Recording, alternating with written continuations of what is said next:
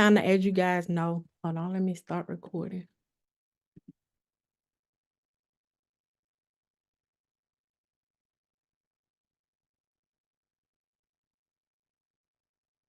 Recording in progress. Okay. So, I forgot my train of thought. So going over cookie questions. So for that assignment, there was a correct answer, but if you didn't get the answers that I'm getting ready to review, it was not counted against you. The main point of that exercise or that assignment was to just make you kind of think through what you learned about each emitter and what would be the best way to handle that emitter or cookie. So with the alpha cookie, the best way to deal with that out of the options we were given would to be to hold it in the hand. That's because it's radioactive, and then you would keep it from your vital organs. The next one, the beta cookie, the best scenario would be to put that in the briefcase, because it's more radioactive and it travels a little bit further. Then your gamma X-ray cookie, the best option would have been to eat that one because it's highly penetrating, traveling through the body. It wouldn't be absorbed by the body, therefore it would be less dose. And then the last one, the Newton cookie, the best option would to be to throw that one away, because you didn't want that around because of it's the most radioactive out of the four. So like I said, not correct answer to it, but just wanted you to kind of think through that whole process of what you learned about it last week. Let's see. We will go right into our presentation for the week.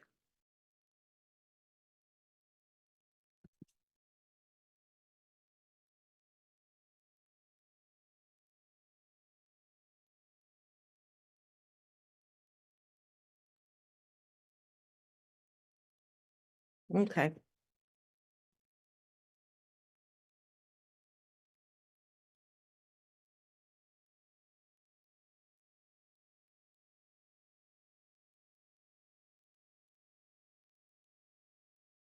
So this week we are going to learn about the effects of radiation.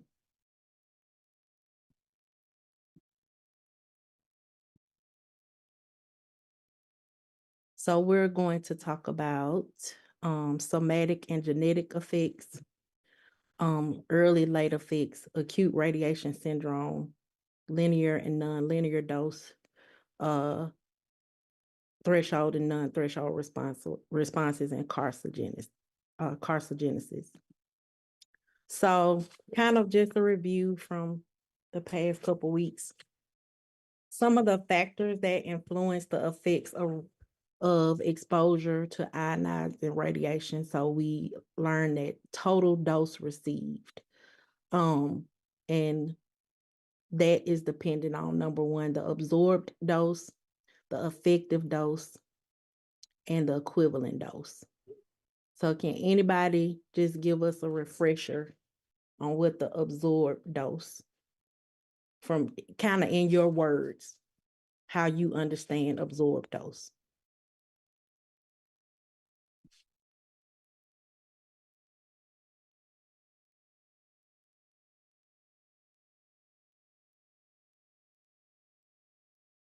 Anybody?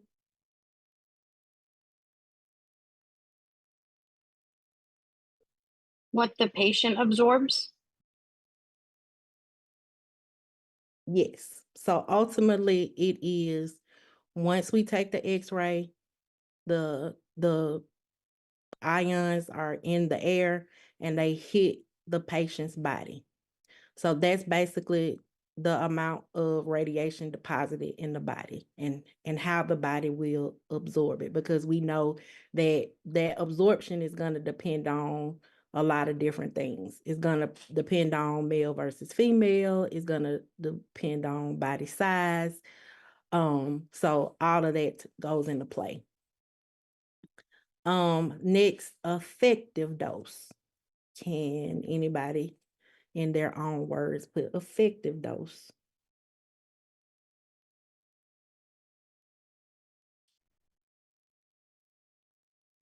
Would an effective dose be regarding what's going to cause biological effects to the body?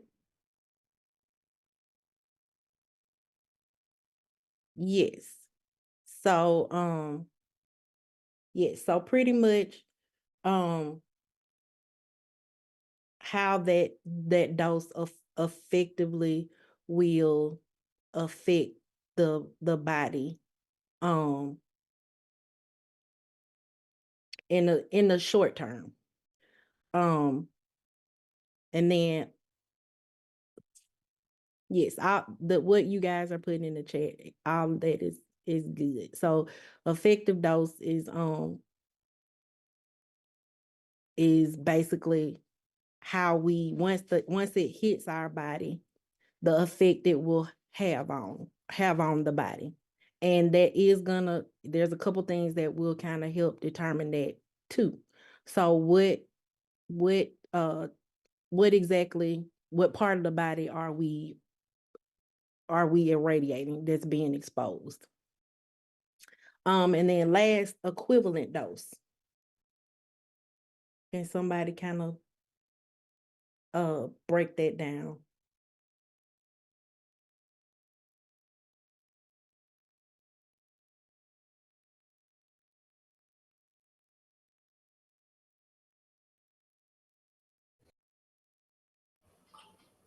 Isn't it dose that the worker receives? Yes, that's part of it.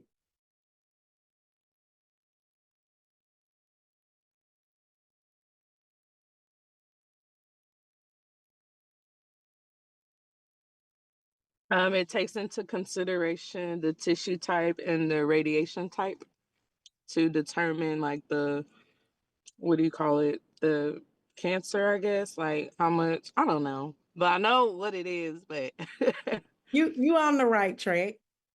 So yeah. the equivalent dose is it's gonna take into account that, but it's also more of the long term. Yeah, Of, yeah. So once we get that dose of radiation, and whatever tissue or organ that is exposed, kind of what's gonna happen over the long term. So think of effective dose as the short term effect, and then the equivalent dose as the long term effect. So we know in those scenarios, the types of radiation has something to do with it. So we learned last week about X-ray, gamma ray, alpha, beta, proton, and neutron particles. And then we also learned that it's gonna depend on the sensitivity of the cell or the type of cell. So the type of cell is gonna depend on, number one, our age, the type of tissue, the biological sex of the person, and things like the exposure rate, how much radiation the patient is getting, and then exposure type, the type of radiation that they're being exposed to. So good job, everybody.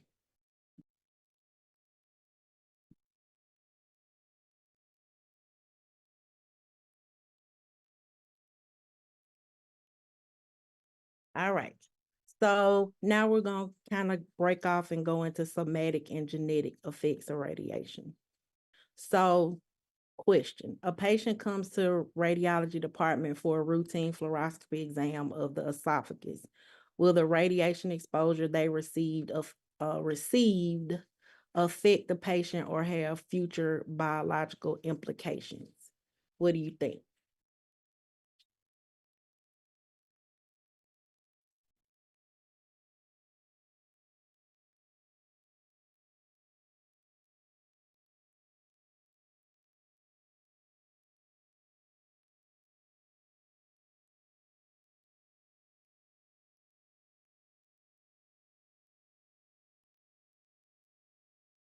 Okay. So when we look at somatic versus genetic effects, so somatic effects are going to be effects that you may see right off. Genetic effects are going to be effects that you may see down the line. So the table we have right here kind of breaks it down. You have radiation damage. It could potentially be somatic, depending on the amount and type. It could be genetic.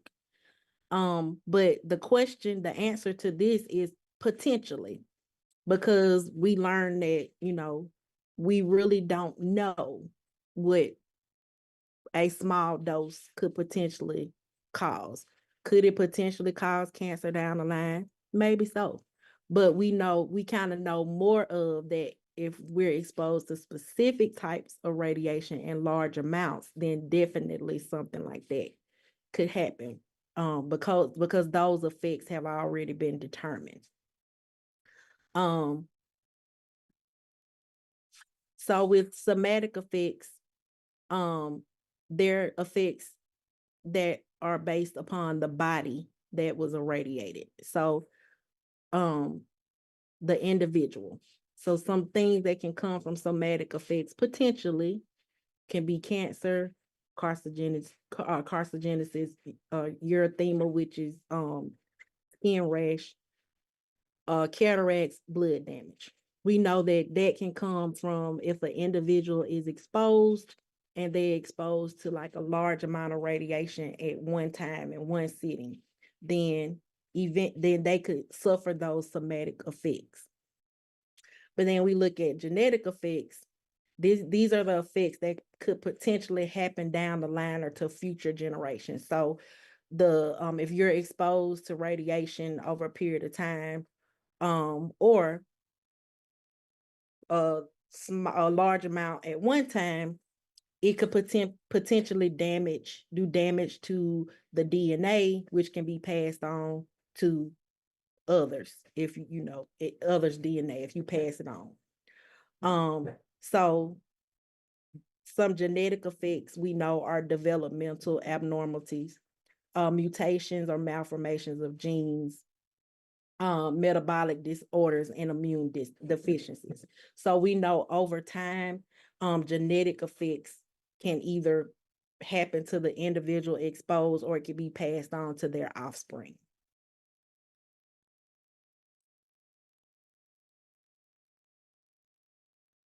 So when we look at somatic tissue reactions, they're basically as the dose increases, the severity of the tissue reaction increases. So basically what that's telling us is that at some point there is a specific point or threshold that is reached, and we know that the severity of that tissue reaction could potentially increase. So once we get to the threshold, we know anywhere after that threshold that there's an increase in the probability that the tissue is going to have some type of response. Whether it's early or late depends. So the time frame, and then we go into deterministic effects. So is it something predictable? So is it something that we kind of know from learning that if this person is exposed to this large amount of radiation in one sitting or a small amount of time, did that cause it to have a predictable effect? We do know that, like I said, at a specific threshold of exposures, that there will be some type of potential damage. But then there are times where there may be exposures, depending on the type of radiation and the amount, that you may not see anything right then, but eventually down the line, that's when those late effects come into play. And this may cause things that we didn't think were going to happen. They may be random, unpredictable. So what this is telling us is that it could have a non-threshold effect. So that means that there may not be a dose minimum. We know at some point when somebody gets exposed to radiation, and if it's the specific type of radiation and the amount of radiation, and the types of tissues that's going to be irradiated, that at some point something is going to happen.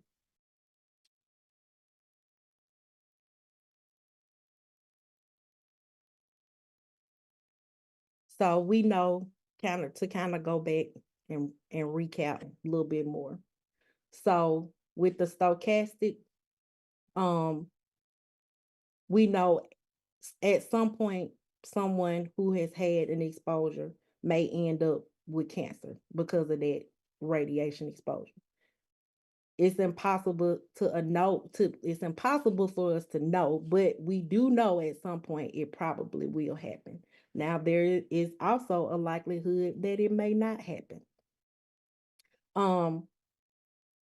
But sometimes at lower doses,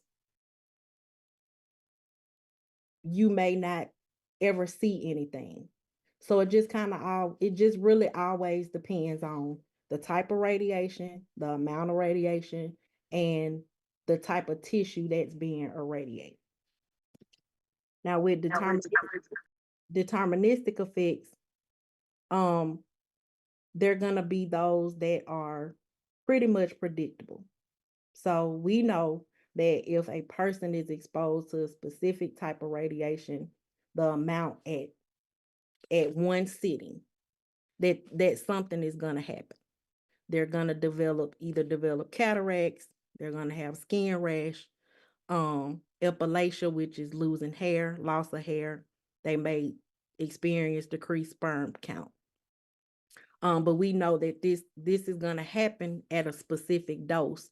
It may be a large amount of that dose, but we know at this specific dose, if a person is exposed at one time with that specific dose, that those things are gonna happen.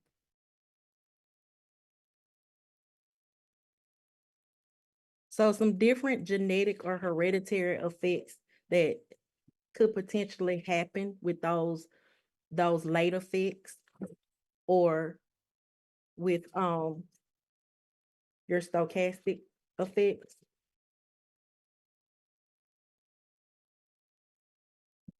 Or even genetic, when we say genetic effects, this is where the biological consequences of ionizing radiations can affect future generations. So this is when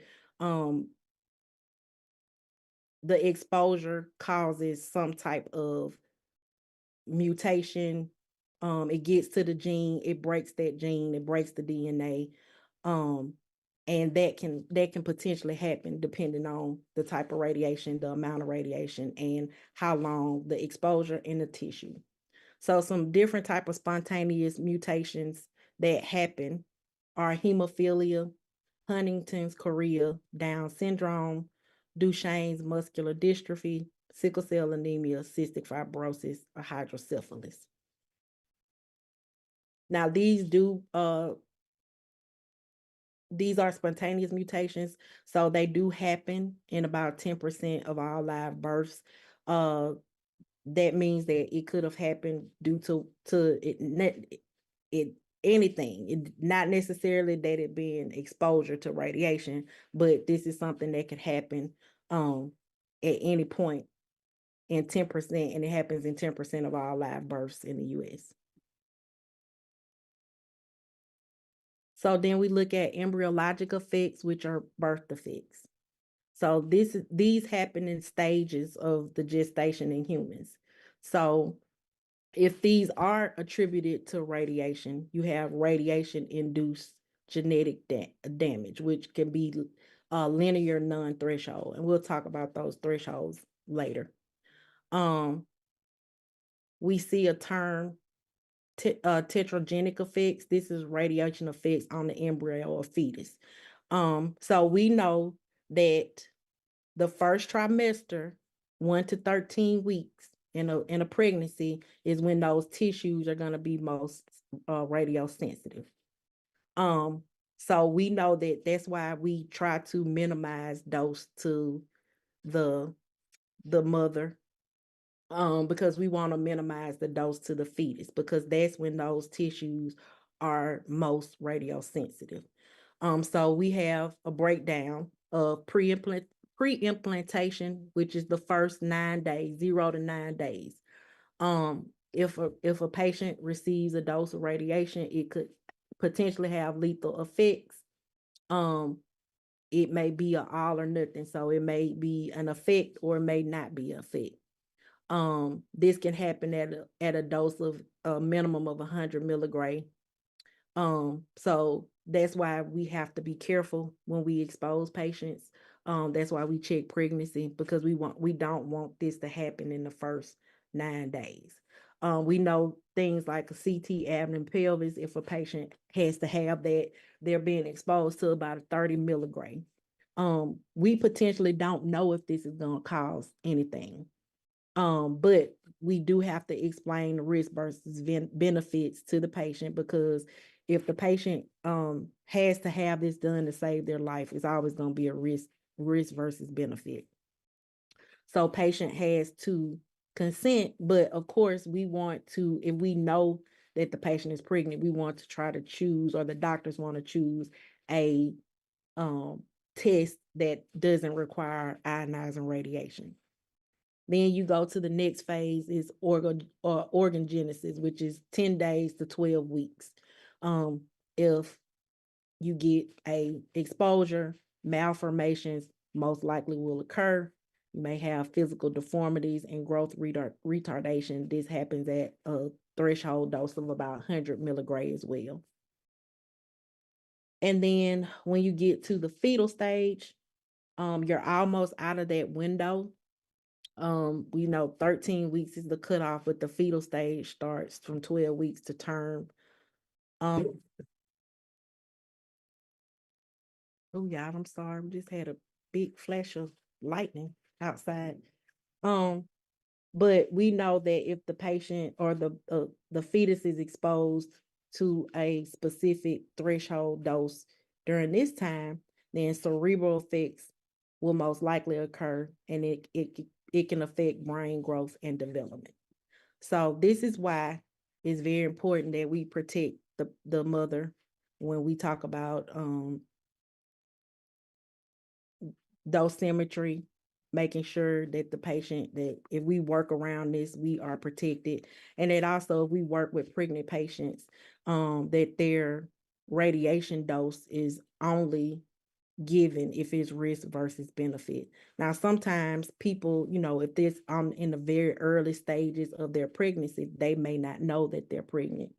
And if they have to have a imaging test, and if it's a situation like risk versus benefit, then they err on the side of caution unless it's life-saving or emergency situation.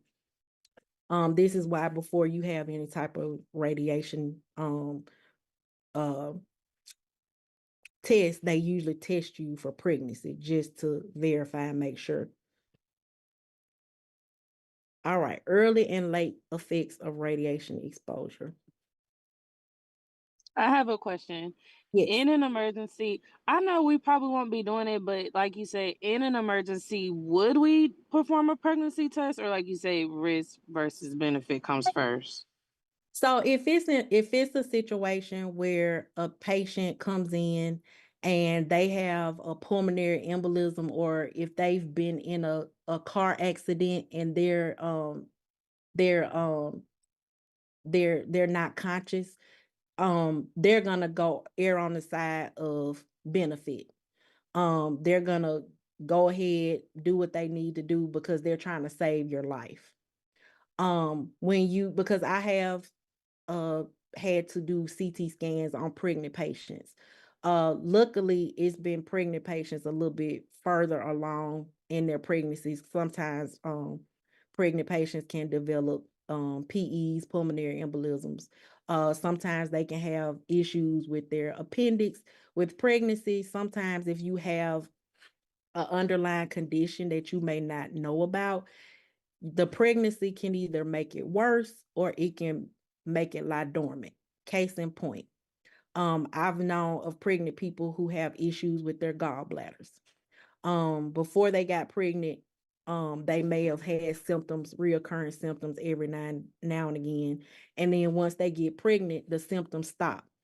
Then once they have the baby, the symptoms start back. Or it could be vice versa. You have really don't have any symptoms are dormant, but the pregnancy can kind of disturb it and make it and make it start happening, or it gets worse. And then they have to kind of treat you for that whatever it is. Maybe it's a gallbladder issue while you're pregnant. So pregnancy, you just never know. Sometimes it can aggravate an underlying condition, or it can kind of make it go dormant. But in case of emergencies, it really just depends, risk versus benefit. And they're gonna always, if the patient is critical, unconscious, and potentially have, in a car wreck or something really bad, they're gonna always err on the side of benefit versus risk. So another question. Patient comes to radiology department for a routine fluoroscopy exam of the esophagus. A few weeks later, the patient receives a cancer diagnosis and claims the radiation they received from the routine fluoroscopy exam caused his cancer. Was this enough time to cause the effects? So early versus late effects. So what do you guys think?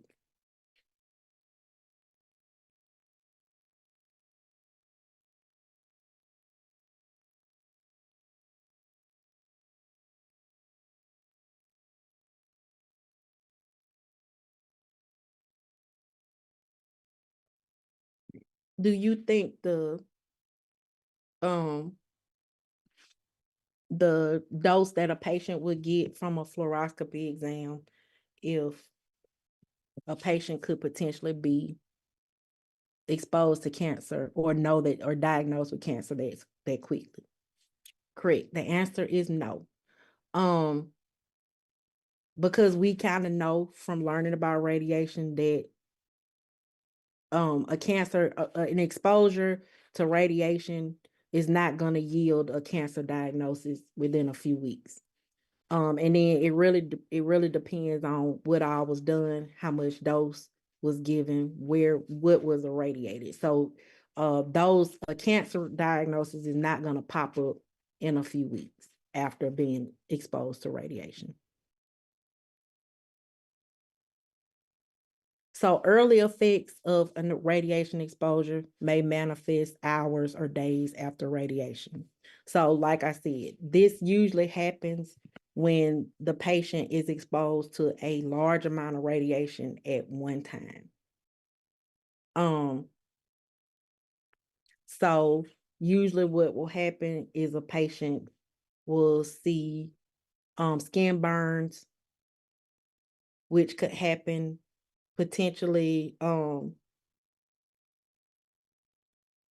hours or days after a dose greater than 2 gray.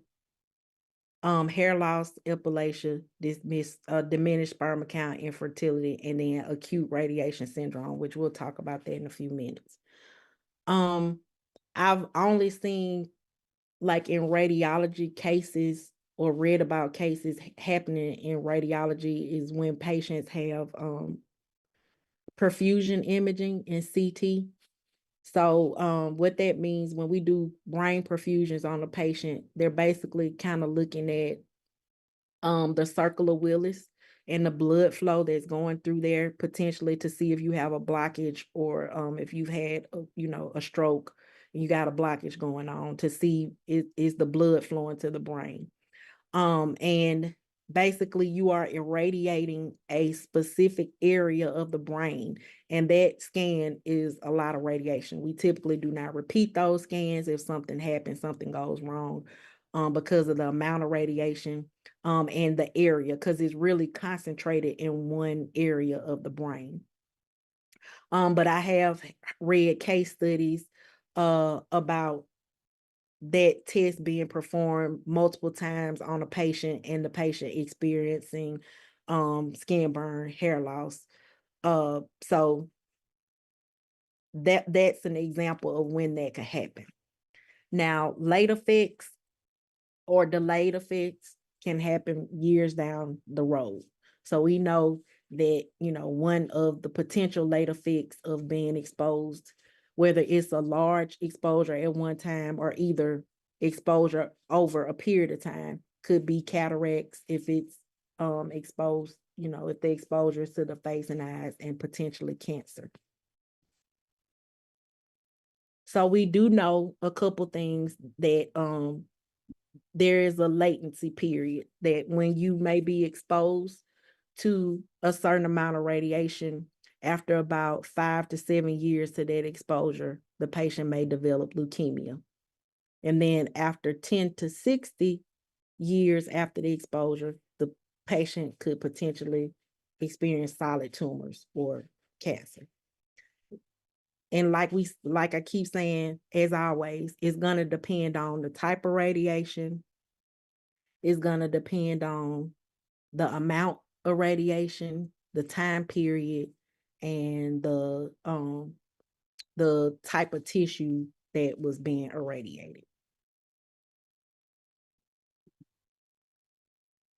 So now we're going to talk about deterministic and stochastic effects. What type of damaging effects occur after receiving a specific radiation dose?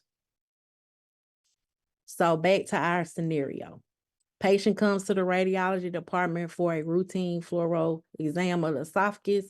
What effects can we predict, if any, will result from the radiation exposure the patient received from a fluoroscopy exam? This depends on the dose. So we looked at deterministic effects, which is the tissue reaction to the dose. We know that we have a bit of a kind of safety net, that if the patient is exposed to a minimal amount, which our machines do the best that they can to keep the doses to a minimum, that there potentially could be no effect. But once you get to a specific threshold, a specific amount of radiation, we know that there potentially, the higher that dose is, the potential for effects can happen. So that's kind of a way to describe deterministic effects. When a number of people are exposed to the same dose of radiation, a certain symptom may appear in 1% of them. Said dose is considered to be the threshold. So it may not occur in everybody. It's really all a game of chance. And then we look at stochastic effects.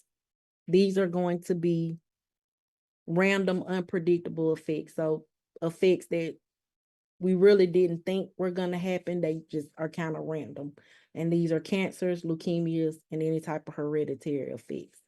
So what this is telling us is that at any exposure, so we have no threshold. What it's telling us is that any exposure to radiation, there is a potential that there could be effects.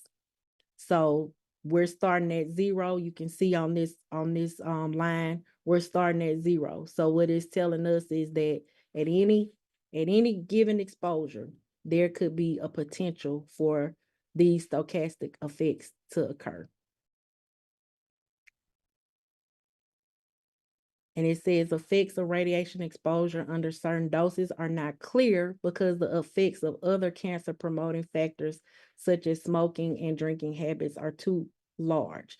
So just because a patient had exposure to radiation, it could potentially happen, but it doesn't mean it was caused by their exposure. It could be other factors that contribute to that cancer diagnosis.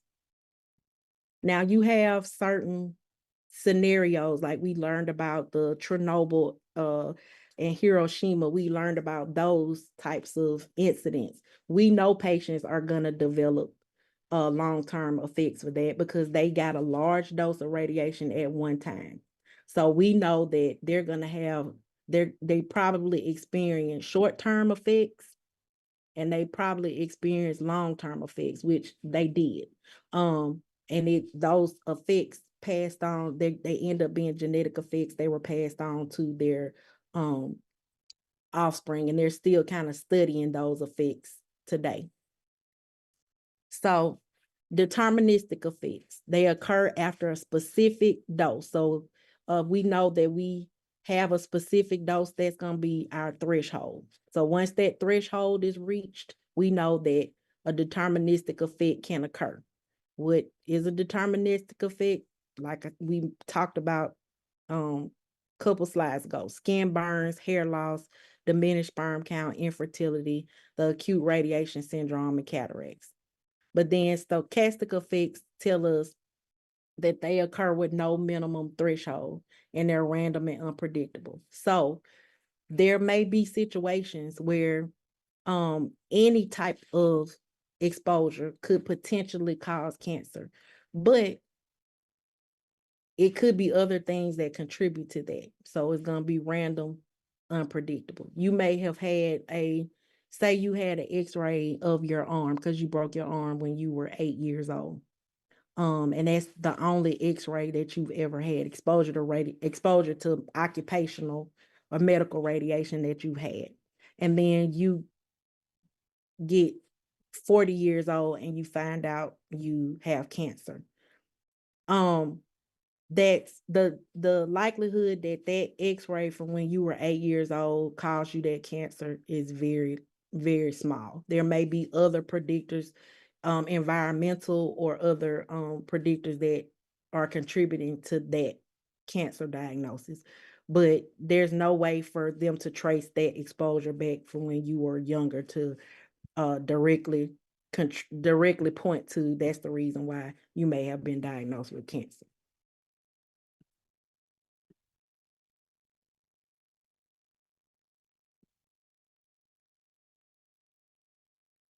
So like I said before, deterministic effects occur at a specific dose threshold. So we can also call deterministic effects non-stochastic. They can be called tissue reaction, or they can be called threshold effects. So what we do know is that a 150 milligray exposure, that diminished sperm count happens. That at a 2,000 milligray exposure, skin erythema happens. And at a 3,000 milligray exposure, epilation happens. That's loss of hair. So we know that at those exposures at one time, those are some things that are going to happen, because we know that's the dose that those things happen at. And then stochastic, this is going to be when no minimum dose threshold happens. Totally random, unpredictable. So stochastic effects can also be called probabilistic effects and non-threshold effects. So what it's telling us is that at any exposure to radiation, there's a possibility of cancer. There's an increased possibility, but it's not certain.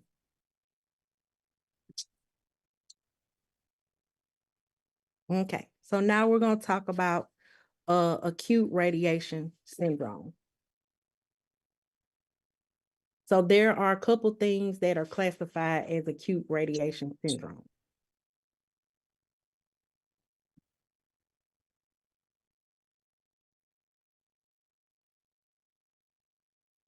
Okay.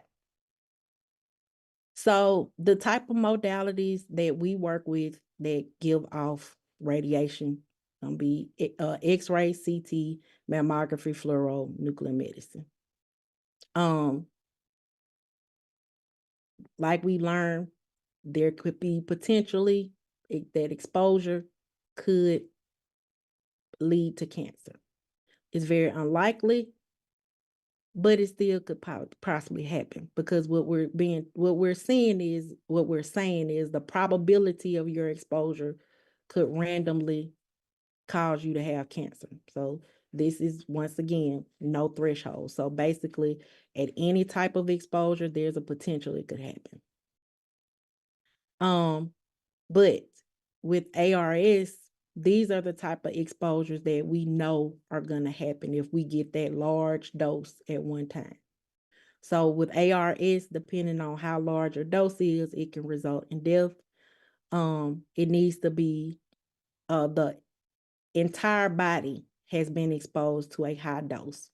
This is very unlikely with our imaging equipment and all the safeguards we have in place, but it is possible during a nuclear accident. And we kind of learned about a couple of those different nuclear accidents.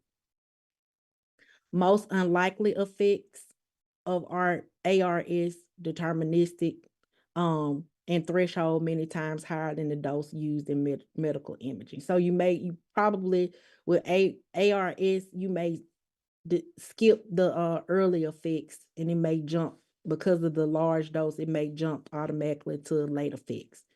But like I said, with what we deal with, you will more than likely not see one of our exams or exposures leading to something like this.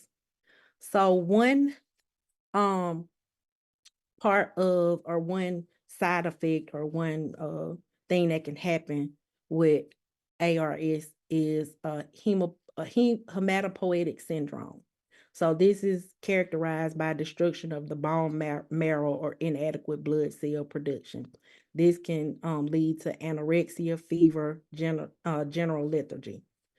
Possible causes of death with this are the infection or absence of the white blood cells, or hemorrhage, absence of the clotting or blood clotting agents, or your platelets. A hematopoietic syndrome can occur with at least a 1 gray exposure. So next, gastrointestinal syndrome. Basically, this is characterized by the destruction of the GI tract, which can lead to diarrhea, dehydration. Possible causes of death from this, the dehydration, which is the body's inability to control water absorption and the body having electrolyte balance. It's inability to control electrolyte absorption. Gastrointestinal syndrome can occur at least a 10 gray exposure. Then cerebral vascular syndrome. This is basically damage to the cerebral vascular structures in the brain. It can lead to convulsions or coma. Possible causes of death unknown, because once you get into this area, it's almost like death is inevitable. Didn't realize mammals had radiation. Yes, mammals are radiation producing exams. Mammals tend to be lower radiation, but they do produce radiation. So with cerebral vascular syndrome, you have to have at least a 50 gray exposure. So ARS, or acute radiation syndrome, has a disease process, so it has a couple phases. So first phase is prodromal. This is the initial reaction that can happen within minutes to days. Anorexia, nausea, vomiting, diarrhea can occur. Then the second phase is the latent phase. So you may experience these symptoms, but then you feel like an improvement happens. We look at the latent phase with the inverse to dose. So with a minimal dose, there's an increase in latent phase. With the increased dose, there is either a minimal or no latent phase. Then you go to phase 3, is a manifest phase. You've experienced these symptoms. You feel like they seem to be getting better, but then all of a sudden it hits you, you get worse. And it just starts, everything just starts happening. And then that last phase is going to be either your body recovers from it, because there is potential that your body can recover, or the worst case scenario is death. So the lethal dose, this is LD 50/60. So the LD stands for lethal dose.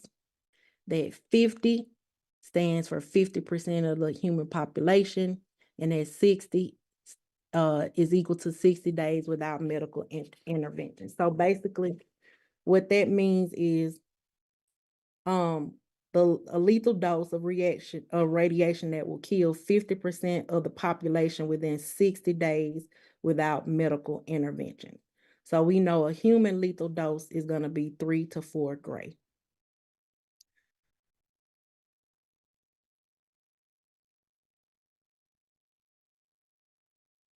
Linear and non-linear threshold curve.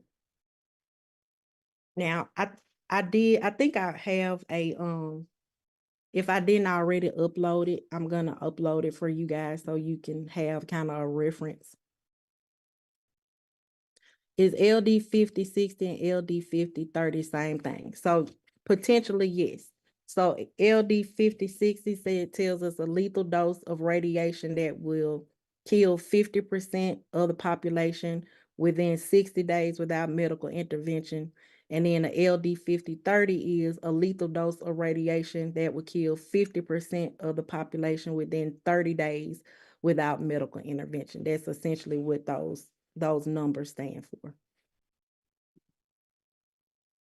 So last case study, patient comes in the radiology department for a routine fluoro exam of the esophagus. What effects can we predict, if any, will result from the radiation exposure the patient received from their fluoro exam? So we have linear versus non-linear and threshold versus non-threshold. So what would you guys say if they've had the fluoro exam? We know that we've been taught that there is a potential that at any dose there could be a effect. We've been taught that at a specific threshold, there could be an effect. So which one do you guys think it could be?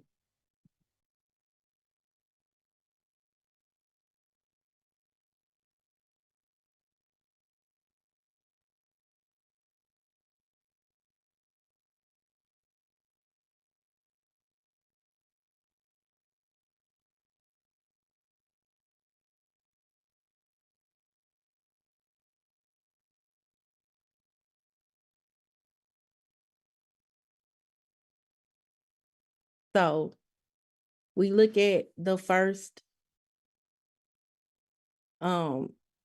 picture right here. It says linear straight response 1 and 2. So a linear response to radiation is going to be directly proportional to the dose that is received.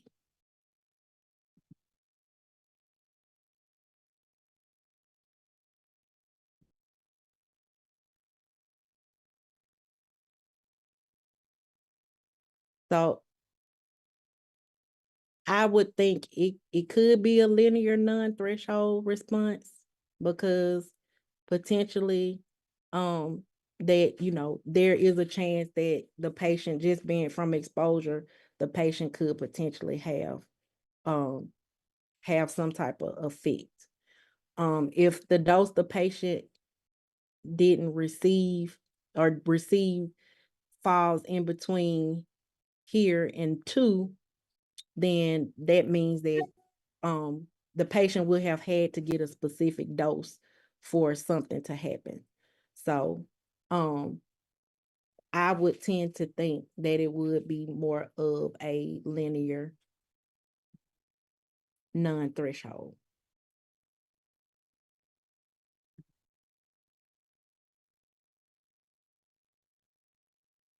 So when we say threshold versus non-threshold, threshold means that no biological effects below a certain point are going to happen. So with 2 or 3, what we're saying on this chart is that if the exposure is between 0 and whatever this number is, that potentially no biological effects will happen.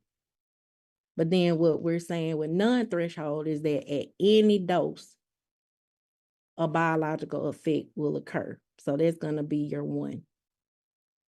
So an expected response regardless of the dose is non-threshold.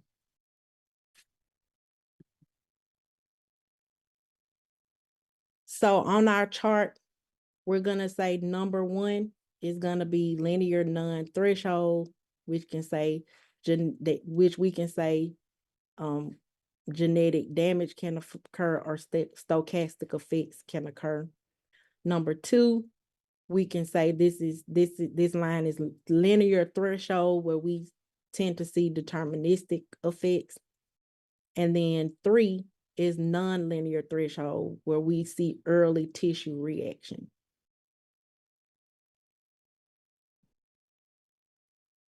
All right. That's all I have for you guys tonight. Y'all have any questions? And I do have like a